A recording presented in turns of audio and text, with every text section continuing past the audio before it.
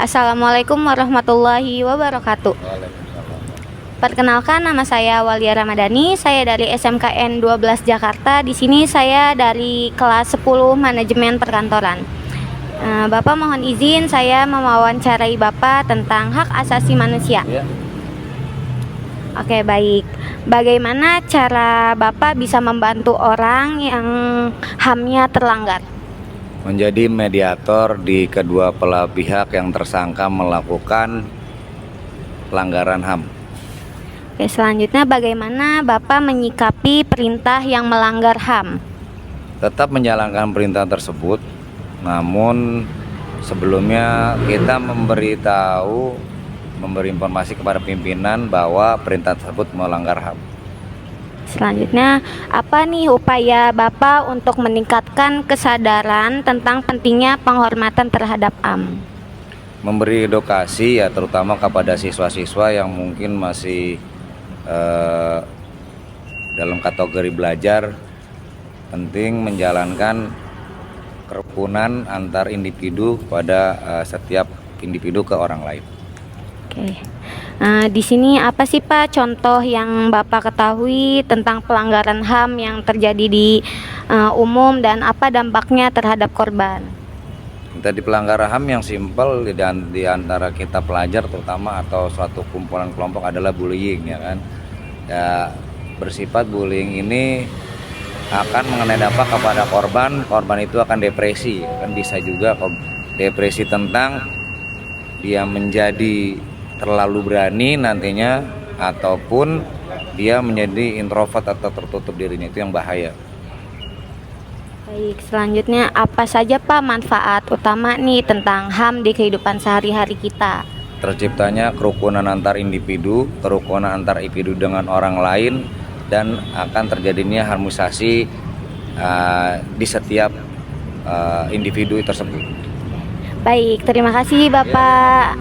Terima kasih. Sekian dari saya. Wassalamualaikum warahmatullahi wabarakatuh. Assalamualaikum warahmatullahi wabarakatuh. Waalaikumsalam warahmatullahi wabarakatuh. Permisi Pak, saya dari SMK Negeri 12 Jakarta. Saya dari Sekolah Manajemen Perkantoran. Saya Hermawan Dhani. Di sini saya izin mewawancarai Bapak. Dengan Bapak siapa? Ya, terima kasih Ade atas telah datang ke sini ya untuk mewawancarai pihak kepolisian. Pertama saya perkenalkan terlebih dahulu, saya Aibda Ahmad Saroni selaku Babin Kaptipmas Sentral Timur Polsek Cilincing, Jakarta Utara. Ada tugas sekolah apa Ade? Begini Pak, saya ada tugas sekolah dari guru PKN saya. Di sini saya ingin mewawancarai Bapak tentang hak asasi manusia. Hak asasi manusia. Ya. Tentunya kita semua mengetahui ya, hak asasi manusia. Secara garis besarnya hak asasi manusia itu bagus mengenai dengan kemanusiaan, nilai-nilai dari kemanusiaan, dan juga hak asasi manusia itu sudah tercantum juga pada salah satu butir dari Pancasila, kemanusiaan yang adil dan beradab. Mau itu orang baik, mau itu orang jahat, semuanya memiliki hak asasi manusia. Tentunya hak asasi manusia ini secara garis besarnya kita harus memperlihatkan kepada para pelaku-pelaku ataupun dari titik orang yang dikatakan salah, agar bagaimana agar orang-orang tersebut memiliki hak asasi manusia dengan orang yang baik dan benar sama. Contohnya apa? Ketika kita mendapatkan laporan dari warga masyarakat mengenai adanya pencurian, pelaku curanmor, itu kita juga harus memperlakukan mereka sesuai dengan hak asasi manusianya. Tidak dipukuli, tidak dianiaya, pokoknya punya hak asasi manusia. Karena biar bagaimanapun kalau misalkan warga menangkap pelaku-pelaku kriminal, tentunya tidak diperkenankan ataupun tidak dibenarkan dalam hukum main hakim tentu. biarkan petugas kepolisian yang mempunyai badan hukum yang melakukan tindakannya. Tentunya adik, dalam penjelasan pengertian HAM adalah hak dasar, ya. Hak dasar yang dimiliki setiap individu sejak lama atau sejak lahir, tanpa memandang ras, agama, suku, atau jenis kelamin. Hak ini tidak dapat dicabut dan harus dilindungi. Pentingnya HAM di masyarakat adik, agar setiap orang bisa hidup dalam kedamaian tanpa takut diskriminasi atau perlakuan tidak adil. Dengan menghormati HAM, masyarakat bisa hidup berdamai. Mungkin demikian penjelasan dari HAM dari saya, Tugas Babin Jaktim Masyarakat Timur Aisyah.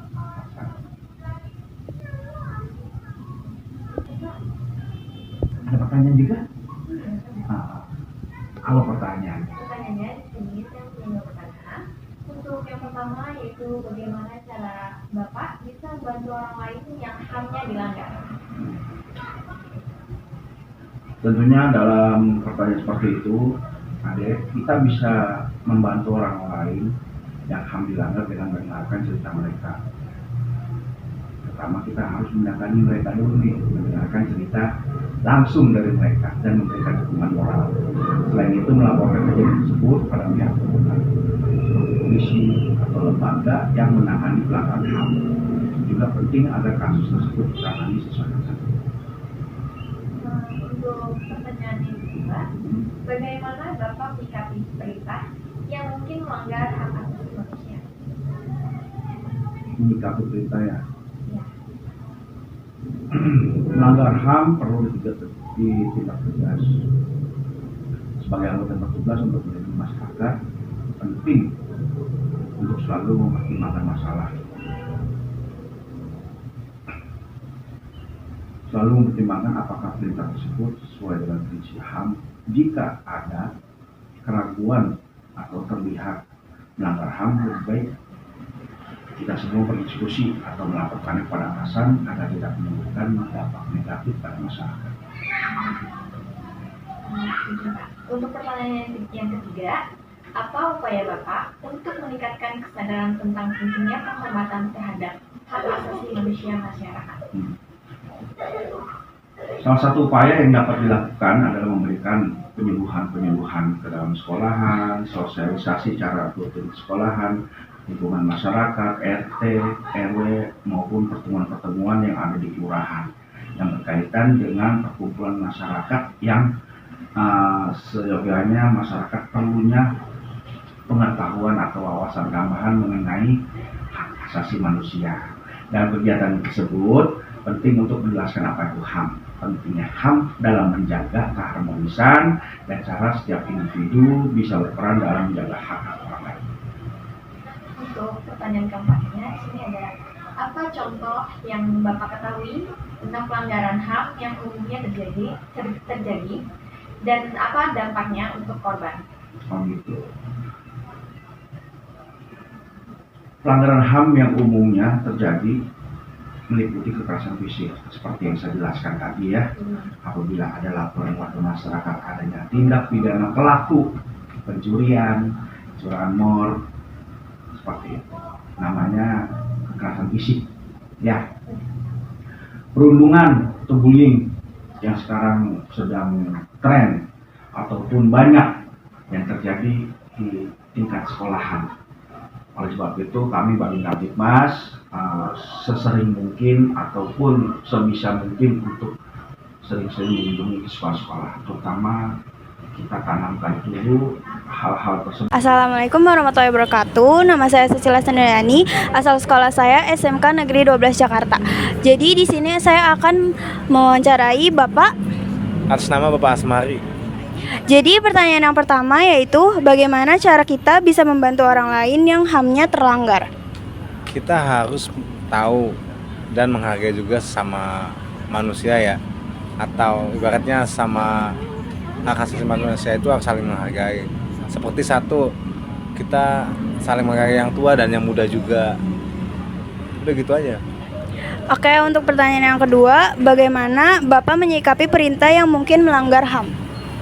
Perintah yang melanggar HAM itu satu, kita tidak menghargai orang lain, ya kan? Kita berbicara dengan ya sesumbar lah ibaratnya, menghina atau menindas seseorang itu aja sih. Oke, untuk pertanyaan yang ketiga, apa upaya Bapak untuk meningkatkan kesadaran tentang pentingnya penghormatan terhadap hak asasi manusia masyarakat? Kita harus membaca dan mengamati hak asasi manusia itu dalam undang-undang dasar, dalam undang-undang ibaratnya ya kan. Satu, ya kita tidak sembarangan ngobrol sama seseorang dan menghinanya gitu doang sih, Mbak. Untuk pertanyaan yang keempat, apa contoh yang Bapak ketahui tentang pelanggaran HAM yang umum terjadi dan apa dampaknya untuk korban? Pertama kita menindas seperti anak yang di bawah umur ibaratnya ya, seperti ini, menindas lah ibaratnya ya, atau mencelakakan, itu namanya HAM. Dan untuk pertanyaan terakhir, apa saja manfaat utama dari penerapan HAM dalam kehidupan sehari-hari? Untuk menjaga keharmonisan ya sama manusiawi lah ibaratnya, dan menjaga dan saling menghargai aja lah Mbak, itu maksudnya. Sekian dari saya, wassalamualaikum warahmatullahi wabarakatuh. Assalamualaikum warahmatullahi wabarakatuh. Nama saya Santi Ramana, kelas 10 SMP. Saya akan mewawancari tentang HAM asasi manusia. Kenalkan, ini partner saya.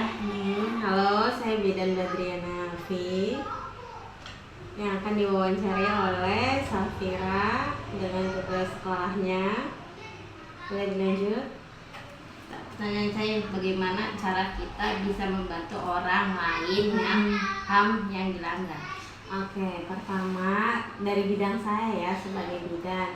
HAM yang dilanggar itu misalnya, contohnya dalam bidang kesehatan khusus kebidanan, itu adalah kasus pemerkosaan. Ya, kita membantu korban pemerkosaan itu misalnya si perempuan datang ke kita untuk meminta bantuan dilaporkan. Kita bantu mendampingi untuk melaporkan perempuan tersebut ke Komnas HAM, Perlindungan Perempuan dan Anak. Ya, mengenai syarat dan ketentuan yang berlaku kita ikutin arahannya gitu ya. Tidak lupa minta pendamping oleh orang tua ataupun wali yang bersangkutan dengan korban tersebut. Nah, yang kedua, bagaimana Anda menyikapi perintah yang mungkin melanggar HAM? Pemerintah yang mungkin melanggar HAM, kita menyikapinya ya. Yang pertama, kalau dulu itu mahasiswa itu berdemo. Ya, kalau mahasiswa berdemo, kalau kita tidak bisa berdemo sebagai tenaga kesehatan, ya mungkin kita sebagai tenaga kesehatan bisa untuk menaikkan kasus tersebut ke media sosial. Contohnya apa? TikTok, Twitter, Facebook, Instagram. Nah, kita sebagai netizen itu bisa mengangkat kasus tersebut ke ranah publik. Nah, nanti kalau misalnya sebenarnya kalau ke ranah publik itu kan kayak media sosial itu kan lebih kuat ya dukungannya ya. Kita cari orang lain untuk mendapatkan dukungan yang serta-merta pemerintah tersebut melanggar HAM gitu. Jadi nanti bisa dipertanggungjawabkan oleh pemerintah lain gitu, tim dari pemerintah yang lain gitu. Yang ketiga, apa upaya Anda untuk meningkatkan kesadaran tentang pentingnya penghormatan terhadap HAM? Oke, upaya ya, kalau upaya ngomong dari upaya itu dari yang terkecil dulu. Ngomongin kita tentang diri sendiri ya. Misalnya kita menghargai diri sendiri itu berarti mengupayakan HAM untuk diri sendiri. Betul ya Vira ya? Betul. Jadi kalau kita mau untuk mengupayakan HAM untuk orang lain, kita harus mengupayakan HAM untuk diri sendiri. Contohnya apa? Vira sekolah bangun tidur pagi untuk berangkat sekolah. Iya kan? Itu kan haknya Pira mendapatkan pendidikan. Jadi Pira usaha untuk bangun pagi untuk apa? Sekolah. Atau bisa bangunnya siang karena sekolahnya siang, Pira berangkat sekolah. Itu Pira menghargai HAM-nya Pira, hak asasi manusia Pira untuk mendapatkan pendidikan yang pertama. Yang kedua, upaya untuk menghargai pendapat orang lain. Misalnya saya punya pendapat A, Pira ternyata nggak setuju sama pendapat saya, ya kan? Pira punya pendapat B, tapi Pira menahan emosi Pira untuk menghargai pendapat saya gitu. Pira nggak yang marah-marah, nggak yang emosi tinggi gitu, atau naik darah tinggi gitu, atau istilahnya marah gitu ya, karena pendapat saya nggak sesuai sama pendapatnya Vira gitu, tapi Vira menahan emosi tersebut. Nah, itu salah satu contoh dari menghargai pendapat atau menghargai HAM orang lain. Nah, berikutnya contohnya misalnya apa? Mengantri. Kalau kita belanja di tempat terus mau bayar, di kasir kan misalnya cuma ada 1 atau 2 kasir, dan itu ternyata ngantri, ya kan?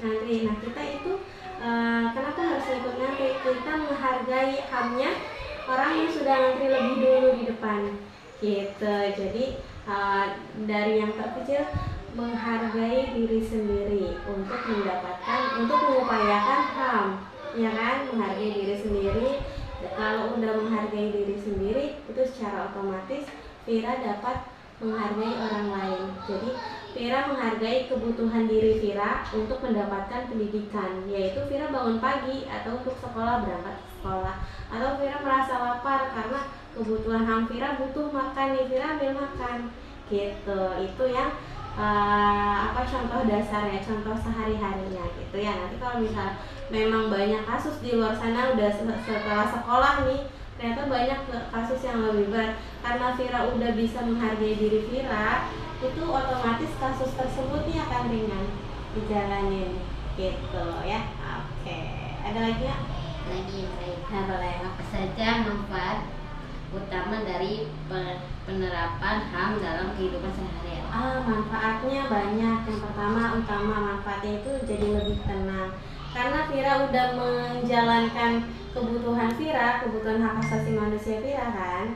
Manfaat utamanya Vira jadi lebih tenang. Yang pertama yang tadi saya bilang, Vira butuh untuk mendapatkan pendidikan.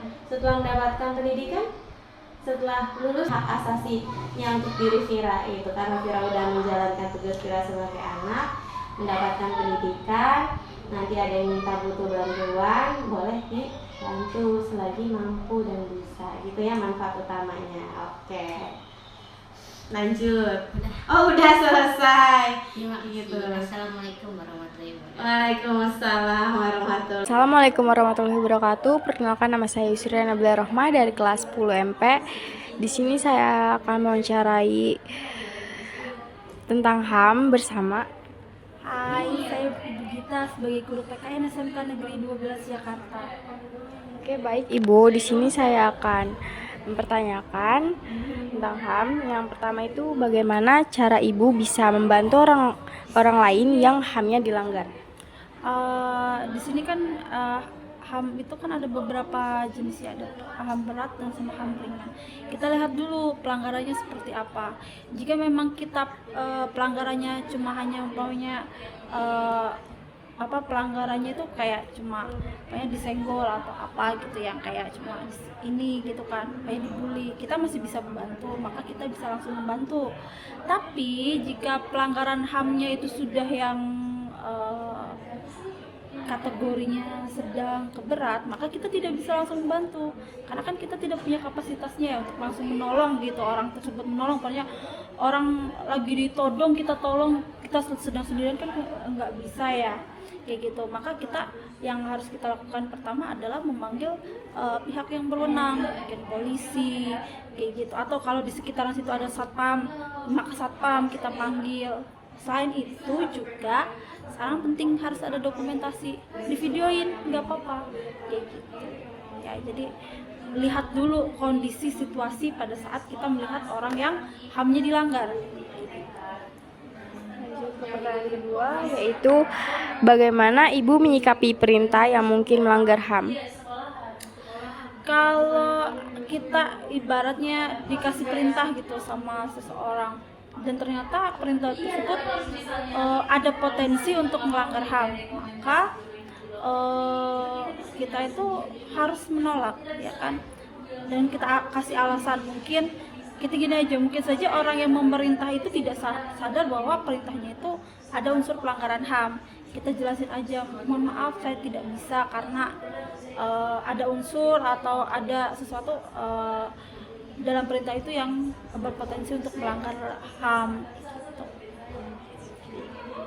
Terus yang pertanyaan ketiga itu, Apa upaya Ibu untuk meningkatkan kesadaran tentang pentingnya penghormatan terhadap HAM masyarakat?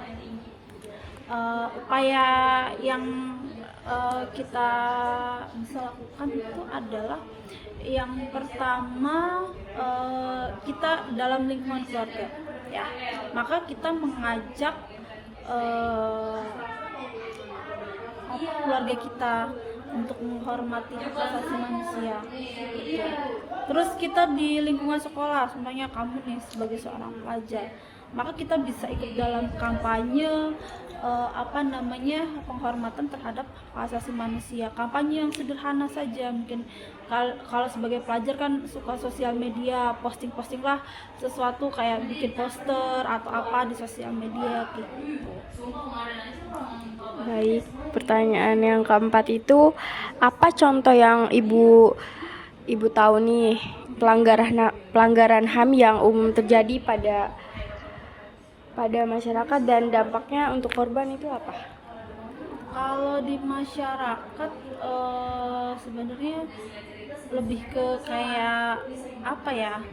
Mungkin yang bisa kita lihat tuh kayak kasus kekerasan itu di masyarakat. Terus yang gampang deh, kita kan sebagai pelajar nih, kalian sebagai pelajar. Kalau di sekolah itu paling gampang itu kita deteksi untuk HAM itu adalah kasus bullying ya anak. Kalau kasus bullying itu ibaratnya dampaknya apa? Dampaknya adalah seseorang yang dia dibulikan. Kalau orang dibully kan pasti ada kerugian di situ. Sebagai korban pasti merasa punya kerugian. Jadi korban ruginya itu apa? Selain memang fisik, dia juga bisa psikis dan juga mentalnya. Dan ada potensi orang yang dia dibully nanti saat dia besar atau saat dia sudah terjun di masyarakat atau saat nanti dia sudah mengerti, dia itu akan jadi seorang pelaku kayak gitu ya. Karena apa? Karena dia tidak bisa melampiaskan emosinya dia pada saat dia dibully. Makanya dia akan melampiaskan nanti pada saat sudah besar atau sudah terjun ke masyarakat gitu, jadi seorang pelaku. Baik, ini yang pertanyaan terakhir. Apa saja manfaat utama dari penerapan HAM dalam kehidupan sehari-hari? Dalam kehidupan sehari-hari, kalau kita menerapkan penghormatan terhadap hak asasi manusia, maka kehidupan itu akan berjalan dengan damai, aman, tertib, saling menghargai, terus rukun kayak gitu dalam masyarakat. Jadi tidak ibaratnya munculan konflik itu akan sangat sedikit kalau orang-orang paham bahwa seorang itu punya hak asasi manusia. Ada lagi? Baik, sekian wawancara dari saya. Sebelumnya mohon maaf. Wassalamualaikum warahmatullahi wabarakatuh. Terima kasih.